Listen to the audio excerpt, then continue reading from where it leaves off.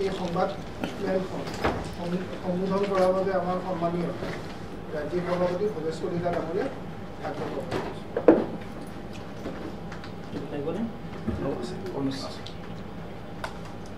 প্ৰিয় সাংবাদিক বন্ধু বাইদেউসকল বান্ধৱীসকল, আজি আমি বিশেষ এখন সংবাদমেল সম্বোধন কৰিবলৈ ওলাইছোঁ। এই সংবাদমেলত আমাৰ সৈতে উপস্থিত আছে আমাৰ মুখ্য মুখপাত্ৰ শ্ৰদ্ধেয় মনোজ বৰুৱা ডাঙৰীয়া, মিডিয়া সেলৰ কনভেনাৰ দেৱান শুভজ্যোতি মহল ডাঙৰীয়া। আপোনালোকে ইতিমধ্যে অৱগত যে যোৱা জুলাই মাহৰ শেষৰ পৰা অসমখনক এক অস্থিৰতাৰ পৰিৱেশৰ কাৰণে নিয়াৰ কাৰণে কিছু ৰাজনৈতিক দলে প্ৰয়াস চলাই আছে। মানে এইকাৰণে এইটো আমি কৈছোঁ যে ৰাজনৈতিক দল তেওঁলোকৰ চৰিত্ৰ আজি জনসাধাৰণে বুজি পাইছে, আজি জনসাধাৰণৰ মাজত উদঙাই দিছে। বিধানসভাৰ ভিতৰতে হওক, বিধানসভাৰ বাহিৰতে হওক, এক হাঁহিটিৰ পাত্ৰ হিচাপে আজি পৰিণত হৈছে তেওঁলোক। আজি খিলঞ্জীয়াক তেওঁলোকে যিদৰে ভেঙুচালি কৰিছে, যিদৰে এছাম কমোৱাৰ কাৰণে, যি আমাৰ ডেম'গ্ৰাফি চেঞ্জ কৰাৰ কাৰণে অহৰ্নিশি লাগি আছে, যি আমাৰ ভগ্নী আমাৰ মাতৃ সমাজক স্কুলত যাব নোৱাৰা অৱস্থা কৰে, স্কুলত গ'লে ইনচাল্টিং কৰে, টিউশ্যনত যাব নোৱাৰা অৱস্থা হৈছে, আপোনাক নিজে গম পায়, স্কুলত যাব নোৱাৰা অৱস্থা হৈছে। তো তেনেকৈ এজেণ্ডা ডিজাইন কৰি তেওঁলোকে কাম কৰিছে। আৰু তাত যিটো বুজা গৈছে, তেওঁলোকে যিহেতু ভাৰতীয় জনতা পাৰ্টীৰ নেতৃত্ব চৰকাৰখনক মাননীয় মুখ্যমন্ত্ৰী মহোদয়ক তেওঁলোকে কৈছে যে মুখ্যমন্ত্ৰী ডাঙৰীয়াই ৰাজ্যখন অস্থিৰ কৰিবলৈ ওলাইছে, ৰাজ্যখনত সাম্প্ৰদায়িক বাছ পঠিয়াই দিয়ে বুলি তেওঁলোকে অভিযোগ আনিছে। কিন্তু এই অভিযোগ কংগ্ৰেছক মই কৰিছোঁ, কংগ্ৰেছে কৰিছে। কংগ্ৰেছ আৰু ইণ্ডিয়া এলায়েন্সৰ যিবিলাক সহযোগী দল আছে, তেওঁলোকৰ কেৰেক্টাৰ, তেওঁলোকৰ চৰিত্ৰ অসমৰ জনগণে দেখিবলৈ পাইছে। আজি উজনিবাসীক তেওঁলোকে অপমান কৰিছে, জাতীয় সংগঠনবিলাকো তেওঁলোকে ৰেহাই দিয়া নাই, তেওঁলোককো আক্ৰমণ বলি হ'ব লগা হৈছে কংগ্ৰেছ দলত।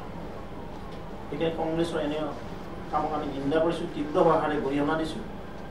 উপায় নাপায় এজন জনপ্ৰিয় মুখ্যমন্ত্ৰী, যাৰ নেতৃত্বত আজি অসমত যি আন্তঃগাঁথনি হওক বা আজি অসমৰ যি গৰিমা বৃদ্ধি হৈছে, মই ডেভেলপমেণ্টৰ কাম ক'বলৈ নাযাওঁ, আৰু নিৰ্লজ্জভাৱে তেওঁলোকে মুখ্যমন্ত্ৰীৰ বিৰুদ্ধে এজাহাৰ দিবলৈ গৈছে। তেনে কংগ্ৰেছ দল, তেওঁলোকৰ পৰিচয়, তেওঁলোকৰ কেৰেক্টাৰ আমি বুজাই দিছোঁ। 2016 চনৰ আগত যিবিলাক কমনেল ৰাইজ হৈছিল, বিটিআৰতে হওক, কাৰ্বি আংলঙতে হওক, কংগ্ৰেছ দলে পাহৰি গ'ল। জনগোষ্ঠীয় লোকক কিদৰে হত্যা কৰা হৈছিল কংগ্ৰেছে পাহৰি গৈছে। কিন্তু 2016 চনৰ পিছত ভাৰতীয় জনতা পাৰ্টীৰ নেতৃত্বত অসমত এতিয়া চৰকাৰ চলি আছে, প্ৰথমখন চৰকাৰ, দ্বিতীয়খন চৰকাৰ চলি আছে। আজি অসমৰ মানুহ শান্তিত আছে, কিন্তু শান্তিত থকাৰ পিছতো তেওঁলোকে অশান্তিৰ বিষ বাষ্প ছটিওৱাৰ কাৰণে অহৰ্নিশে প্ৰয়াস চলাই আছে। চৰকাৰে কঠোৰভাৱে তাক দমন কৰি আহিছে আৰু দমন কৰি যাব। কংগ্ৰেছ দলৰ যি দুমুখীয়া নীতি, তেওঁলোকৰ যি কমোৱা প্ৰীতি, তেওঁলোকে অসমখনক সেই কমোৱাসকলৰ স্মৰণীয় পথাৰ কৰিবলৈ অহৰ্নিশে চেষ্টা চলাই আছে। কিন্তু ভাৰতীয় জনতা পাৰ্টীৰ নেতৃত্বৰ চৰকাৰখনে আৰু ভাৰতীয় জনতা পাৰ্টী, আমি কৈছোঁ তেওঁলোকৰ এই এজেণ্ডা আমি ফুলফিল হ'বলৈ নিদিওঁ। আমি অসমৰ খিলঞ্জীয়া লোকসকলক সুৰক্ষা দিমেই, তাত কোনো কুৱেশ্যন নাই, তাত কোনো দ্বিমত নাই। কংগ্ৰেছ চৰকাৰ দিনতে যিমান কমনেল হৈছে, কমনেল ৰাইড হৈছে, সাম্প্ৰদায়িক সংঘৰ্ষ হৈছে, আপোনালোকে সকলোৱে জানে। যিদৰে নৰেন্দ্ৰ মোদী ডাঙৰীয়া অহাৰ পিছত আজি সমগ্ৰ ভাৰতবৰ্ষত শান্তি বিৰাজ কৰিছে। আজি মোদীজীৰ নেতৃত্বত যিদৰে ৰাষ্ট্ৰখন আগবাঢ়ি গৈছে, ঠিক তেনে আমাৰ মাননীয় মুখ্যমন্ত্ৰী ডক্টৰ হিমন্ত বিশ্ব শৰ্মাৰ বলিষ্ঠ নেতৃত্বত আজি ৰাজ্যখন আগবাঢ়ি গৈছে। তো তেনে মুহূৰ্তত কংগ্ৰেছ আৰু বিৰোধী পক্ষই হীন মনতাত ভুগিছে, ইনফ্লুটি কংগ্ৰেছত ভুগিছে। তৃতীয়বাৰৰ কাৰণে ভাৰতবৰ্ষৰ জনগণে কংগ্ৰেছ দলক বিদায় দিছে। অসমতো আমাক 2016 পৰা 2021 মেণ্ডেট দিছে আৰু 26 দিব, তাত কোনো কুৱেশ্যন নহয়। আৰু সেইকাৰণে তেওঁলোকে ইন এডভান্স কিবা কৰিব কাৰণে চেষ্টা চলাইছে। কিন্তু তেওঁলোকৰ যিমান নেগেটিভ বিল্ডাপ হ'ব, যিমান বিমৰ্ষ মানক জনগণে বুজি পাইছে যে জনগণৰ স্বাৰ্থত, খিলঞ্জীয়াৰ স্বাৰ্থত কংগ্ৰেছ দল নাই। আকৌ এবাৰ তেওঁলোকৰ চৰিত্ৰই উদঙাই দিছে। সেইকাৰণে কংগ্ৰেছ দলক আমি তীব্ৰভাৱে ধিক্কাৰ দিছোঁ, বিৰোধী এলায়েন্সক আমি ধিক্কাৰ দিছোঁ। ৰাজনীতি কৰা, পজিটিভ লাইনত কৰা, অসমত যিবিলাক ঘটনা ঘটি আছে তাৰ আঁৰত যে কংগ্ৰেছ দল আছে জল পট হৈ পৰিছে বিধানসভাত তেওঁলোকে কয় আজি এজন খিলঞ্জীয়া বিধায়কক তেওঁলোকে অপমান কৰিছে আপোনালোকে সুধিলে হয় ৰমাকান্ত দেউৰী নাম আজি মৰিগাঁৱত কি ঘটি আছে এজন জনগোষ্ঠীয় সন্মানীয় বিধায়কে তেওঁ প্ৰশ্নটো উঠাব দিয়া নাই তেওঁলোকে জাঙুৰ খাই উঠিল কিয় তোমালোকৰ গাত লাগে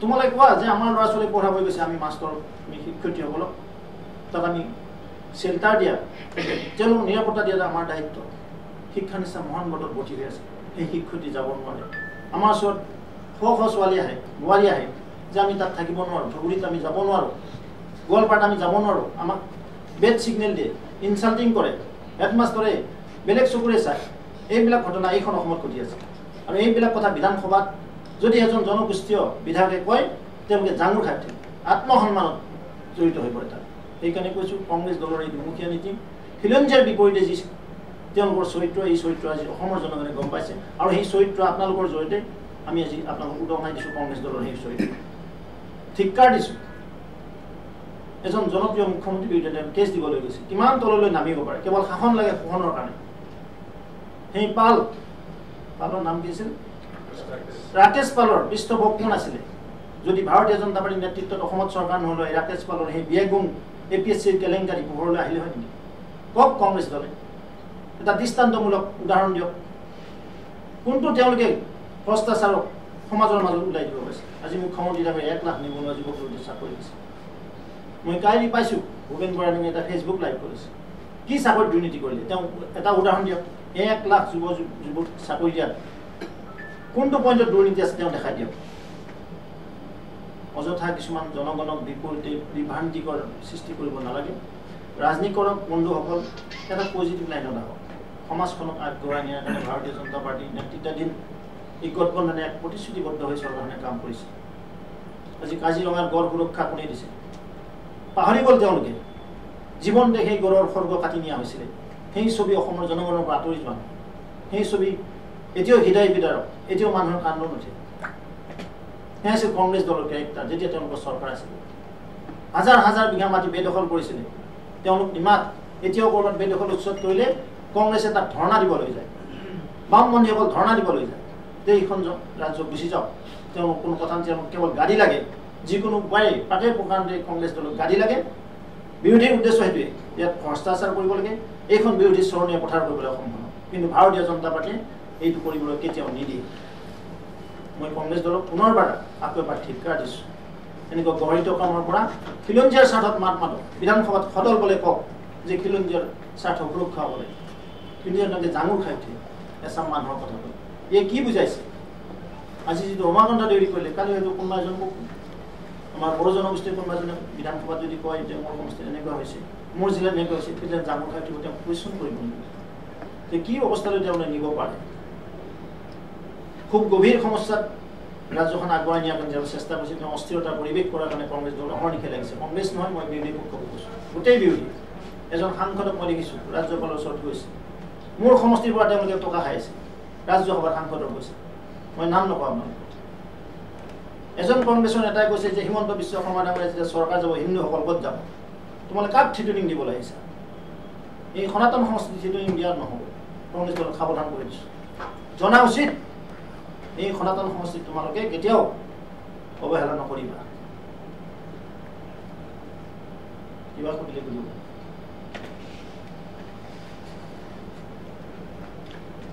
প্ৰশ্ন আছে নেকি আপোনালোকৰ দেখা গৈছে সেই এইখিনি কথাই গোটেইকেইদিন ধৰক ইছ্যু হৈ আছে আৰু বাৰে বাৰে কৈ আছে বিৰোধীয়ে এটা কথাই কৈছে যে এইটো বিজেপিয়ে সৃষ্টি কৰিছে প্ৰথম মাৰোৱাৰী সম্প্ৰদায়ক লৈ তেওঁলোকে কৰিলে তাৰ পাছত সেইটো এজেণ্ডা আঁতৰাবলৈ বা গোটেই ইছ্যু ডাইভাৰ্ট কৰিবলৈ এনেধৰণৰ কাম এইটো এটা ৰিজল্ট হৈছিল যে তেওঁলোকে নিজে ক্ষমা খুজিছে তেওঁ এডমিনিষ্ট্ৰেশ্যনে কৈছে ক্ষমা খুজিব নালাগে কোনোবাই যদি ক্ষমা খুজিব যায় আপুনি বাধা কৰিব পাৰিব নেকি কৈছে যে আমি সমাজ হিচাপে এইটো আমি মানি লৈছোঁ যে আমাৰ ভুলোৱা বুলি কৈছোঁ যে আমি মানুহখিনি একে থাকিব বিচাৰোঁ যে আমি ইয়াত বিজনেছ কৰি থাকিম আৰু তেওঁলোক বহিৰাগত নহয় নহয় একেখন দেশৰ নাগৰিক আৰু এইটো প্ৰথমে তেওঁলোকে লগাইছিলে তেওঁলোকৰ ফেচবুকবিলাক চাওকচোন কমেণ্টবিলাক কি আছে আপোনালোকে দেখাই দিয়ক কোন কোন এৰিয়াৰ পৰা কমেণ্ট দিছে তেওঁলোক বহিৰাগত বুলি এখন দেশৰ নাগৰিক কেনেকৈ বহিৰাগত হয় ৰাজস্থানৰ মানুহজন অসমৰ ল'ৰাজন বিহাৰত পঢ়িবলৈ পাটনাত গ'লে বহিৰাগত হ'ব নেকি? এইখন দেশৰ নাগৰিক, যে এখন দেশৰ নাগৰিক বুলি ক'ব লাগিব। দেশৰ নাগৰিক হয় কিন্তু ৰাজ্যৰ বুলি ক'ব পাৰে, কিন্তু বহিৰাগত শব্দটো মই অৰ্থটো বুজি পোৱা নাই। বহিৰাগতৰ মানে কি মিনিং তাৰমানে তেওঁলোকে বুজাব, তেওঁলোকে জানে। দ্বিতীয় কথা, মাৰোৱাৰী সমাজটোক গোটেই সমাজৰ নহয়, যে তাৰ যি শিৱসাগৰৰ যিখিনি সন্মানীয় ব্যক্তি আছে তেওঁলোকে কৈছে যে আমি ইয়াত ব্যৱসায় কৰি থাকিব লাগিব, বহুদিন ধৰি থাকিব লাগিব, আৰু আছে সদায় অসমীয়াতে কথা কয়, কিন্তু তেওঁলোকে শৰাই দিছে। তাত চৰকাৰৰ কি ইনভলভমেণ্ট আছে? তাৰমানে এই যিবিলাক ঘটনা ঘটিলে, ধিঙৰ ঘটনা, তাত কি চৰকাৰ জড়িত নেকি? তেওঁলোকে কি ক'ব বিচাৰে? কিয় তেওঁলোকে ধিঙৰ ঘটনাক বেলেগ পিনে লৈ যাব বিচাৰে? কিয় বিধানসভাত কোনোবা এটা কুৱেশ্যনটো উঠালে কংগ্ৰেছ দলে কিয় গোটেই জাঙুৰ খাই উঠে? এটা সম্প্ৰদায়ক লৈ কিয় ৰাজনীতি কৰে? অসমৰ জনগণক লৈ ৰাজনীতি কৰে। খিলঞ্জীয়াৰ কাৰণে মাত মাতক কংগ্ৰেছ দলে, তেতিয়া গম পাওঁ কংগ্ৰেছৰ কিমান দৰত আছে অসম আৰু অসমীয়া জাতিৰ প্ৰতি। দায়িত্বহীন কাণ্ডজ্ঞানহীন কাম কৰি এটা বিভ্ৰান্তিকৰ সৃষ্টি কৰি বাৰ বাৰ তেওঁলোকে কৈ আছে সাম্প্ৰদায়িক বীজ বাষ্প চব বুলি। আজি কোনে এইবিলাক এৰি দি আছে? সাম্প্ৰদায়িক বীজ বাষ্প কোনে এৰি দি আছে সমাজখনক? কওক। মই কংগ্ৰেছৰ প্ৰশ্ন কৰিছোঁ, কিয় তেওঁলোকে আগবাঢ়ি নাহে? কংগ্ৰেছ দল ক'ত গ'ল? কিয় মাত নামাতে এভেকশ্যনৰ এগেইনষ্ট? আজি বতৰটো বা গুৰুজনৰ জন্মস্থান, এই জন্মস্থান যদি এভেকশ্যন কৰি দিলে কংগ্ৰেছ দলে ধৰ্ণা দিয়ে, বিৰোধী পক্ষই ধৰ্ণা দিব জানে। আজি ফৰেষ্টৰ মাটি বেদখল কৰে, উচ্ছেদ কৰিবলৈ তাত ধৰ্ণা দিয়ে। ইয়ে কি বুজায়? যে কেৱল ভোটৰ স্বাৰ্থত নিৰ্লজ্জভাৱে আত্মসমৰ্পণ কৰিছে কংগ্ৰেছ দলে আৰু বিৰোধী পক্ষ, কেৱল মিয়াৰ ভোট লাগে তেওঁলোক। মুখ্যমন্ত্ৰী এটা মন্তব্যৰ ওপৰত তেওঁলোকে বাৰে বাৰে প্ৰতিক্ৰিয়া প্ৰকাশ কৰি আছে আৰু কালি গোচৰো দিছে। আজি ৰাষ্ট্ৰপতিলৈ পত্ৰ প্ৰেৰণ কৰিছে, পগলা বা চৌকিত কৰোৱালা এনেকুৱা ধৰণৰ শব্দ যিটো শব্দ মুখ্যমন্ত্ৰীৰ মুখে ওলাইছে, সেই শব্দটো বাৰে বাৰে ব্যৱহাৰ কৰি আছে। মুখ্যমন্ত্ৰী ডাঙৰীয়া কেতিয়াও পগলা বুলি কোৱা নাই।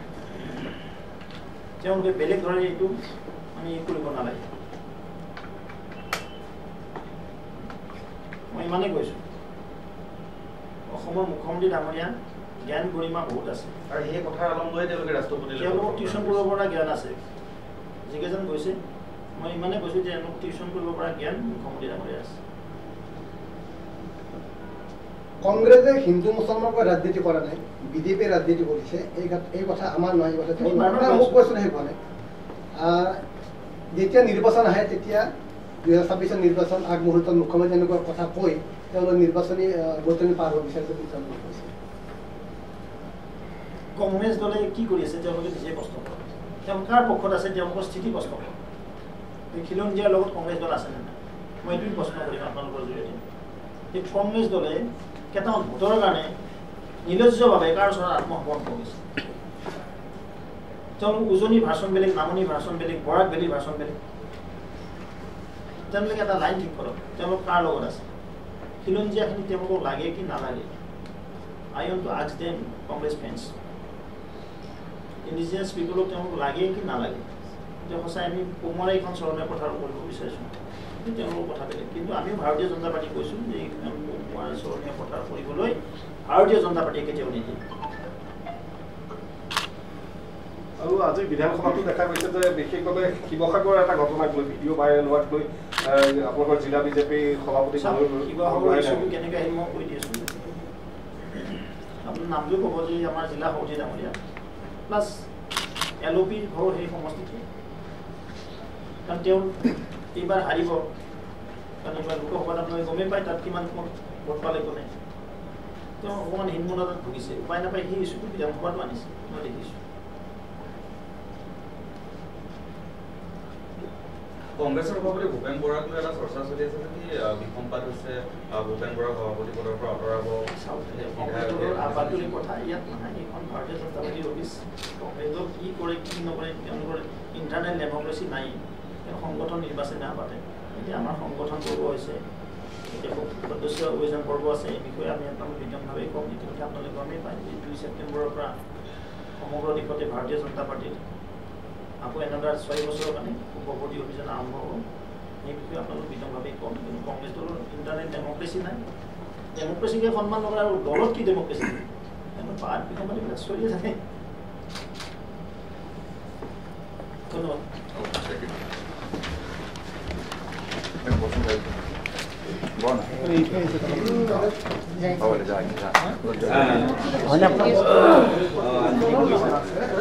ব্যৱস্থা